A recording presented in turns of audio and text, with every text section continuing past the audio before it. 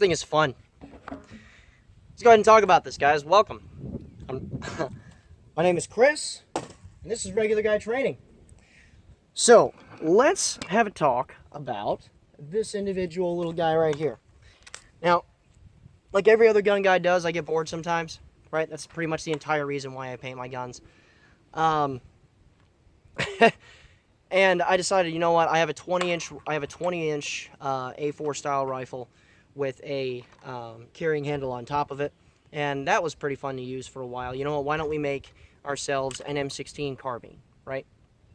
So the story behind this guy is actually pretty cool, because the heart and soul of a lot of moving components for rifles and stuff like that are the receivers. Now, what's kind of funny, the interesting story behind this really is that the reason behind this upper receiver right here, just the receiver, nothing else, this was part of the first AR that I ever bought. I was an 18-year-old dumbass kid. I didn't know anything really about any of this. Just gotten into the Army, thought I was hot shit.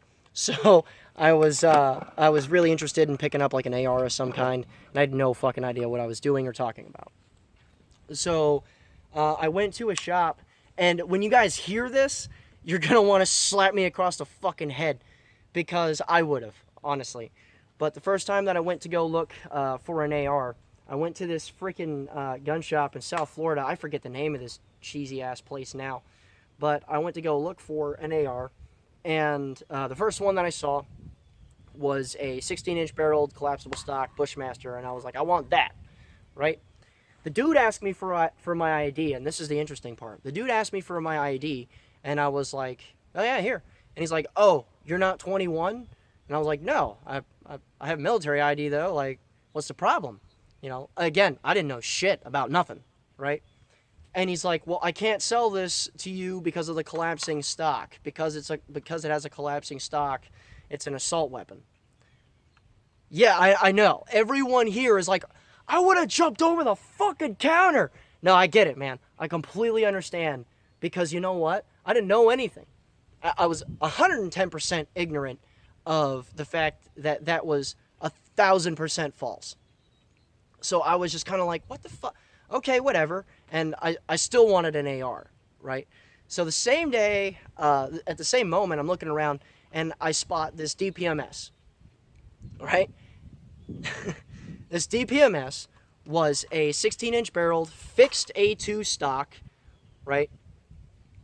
Cheap as fuck rifle with a heavy profile barrel in it that was non-chrome lined. And it was such a shit rifle, but at the time I thought I'd bought like a pretty cool piece. DPMS is awesome with their marketing, because I thought I picked up a pretty good rifle. It had its own hard case.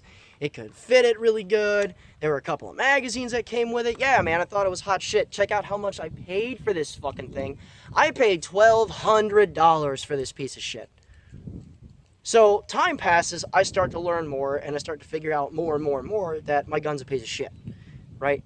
And pretty much at the point when I figured out, you know what, I should probably start replacing this thing before something dies on me. And then the thing starts keyholing the next day when I take it out to go shoot, right? I was fucking pissed. So that started a lot of things, and it's one of the many, many stories of me being a cheap, ignorant fuck that kind of pushed me towards where I'm at now as far as the reviewing world. But as far as this is concerned, there is nothing in this rifle that's DPMS pattern anymore, really. The lower receiver that was on that gun is on a completely different rifle, and that thing is just it's just a cheap hoe that it's been throughout the years, because it's just a lower. There are zero DPMS components in it still. There's like a Geisley Super 3 gun in it now, and it's got well over 100 rounds of various uppers on it. But this upper right here is still the upper that came with the DPMS rifle, right? And it's been just sitting forever.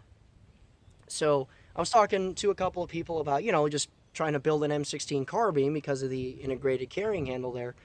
And I thought it was kind of cool, because it was like the AR's first Franken gun, right? The M16 carbine.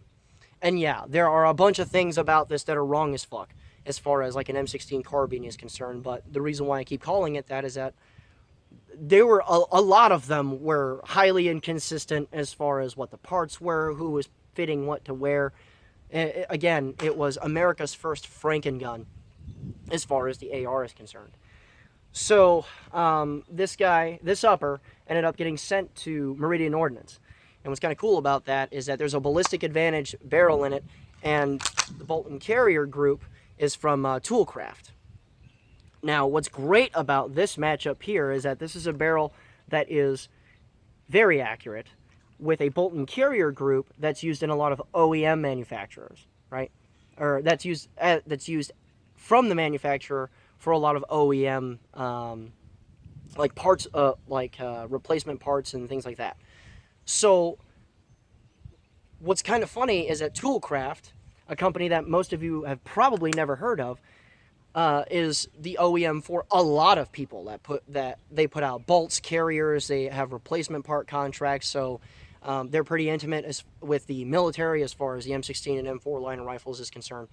And what's cool about this individual thing, and you might have noticed how shiny it is, this guy is a nitride coated bolt and carrier group, which is very good as far as its lubricity is concerned. It reminds me of nickel boron as far as its lubricity without the, shiny appearance.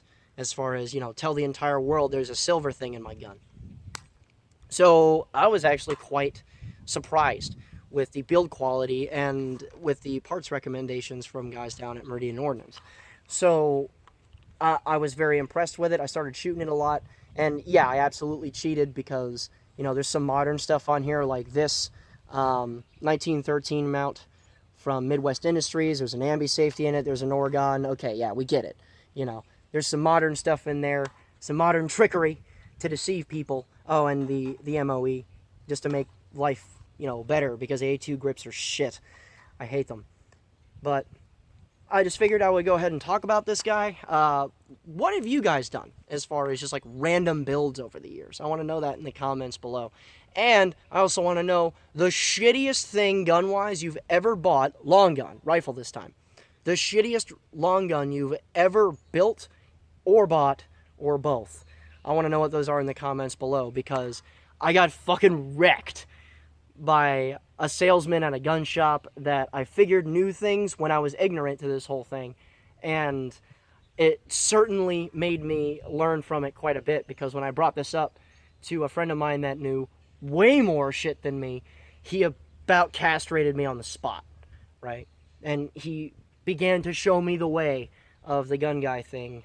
And forevermore, I owe Rob Nichols a big old piece of the reason why I know or sought a lot of the information that I did. So I figured this would just kind of be a fun video to do.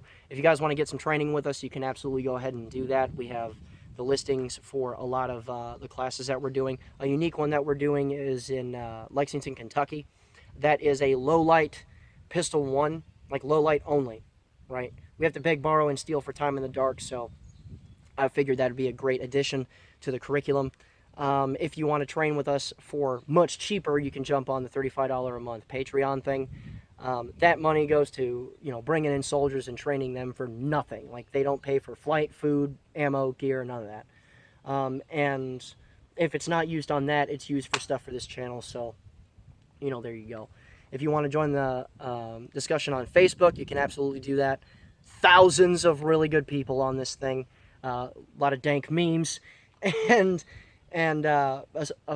following the debauchery and craziness that goes on there.